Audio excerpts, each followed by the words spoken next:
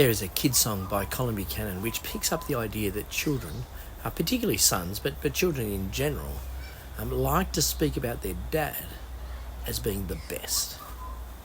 The song is called My Dad's Better Than Your Dad, and it captures the playground occurrence of a child comparing their father to other fathers. It's a funny and it's a clever song that kind of speaks to a truth that I think continues from childhood into adulthood. Only as adults, the comparisons that we speak about or think about have more to do with ourselves and our desire to think of ourselves as being better than others. And today, we continue in our devotions looking at the parables of Jesus, and this week's parable is called the parable of the tenants. Matthew 25 verse 14.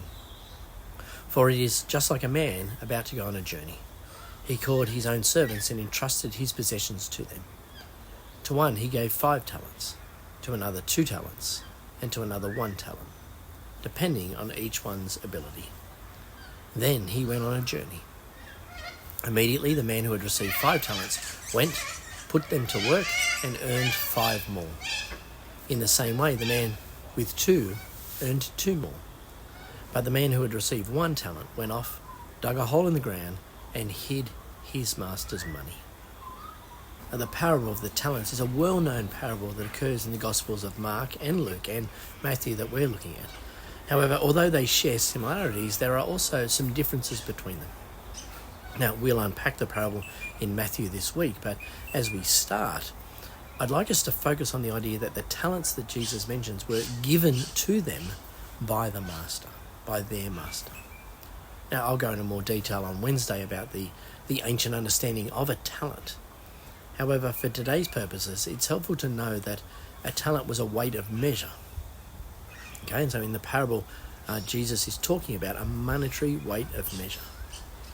However, it's interesting to notice that the talents don't belong to the servants. Okay, neither are the talents monetary amounts that the servants have earned themselves.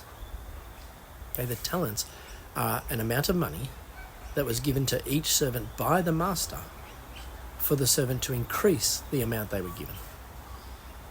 Now, we'll see on Wednesday and Friday that the 3 servants not only invest their talents differently, but they are all rewarded or chastised for how they invest their talents.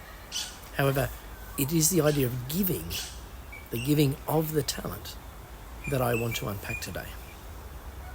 See, the typical understanding of the talent in terms of applying Jesus' parable to us is that the talent is either gifts of the Spirit or our faith in Jesus, or a combination of both.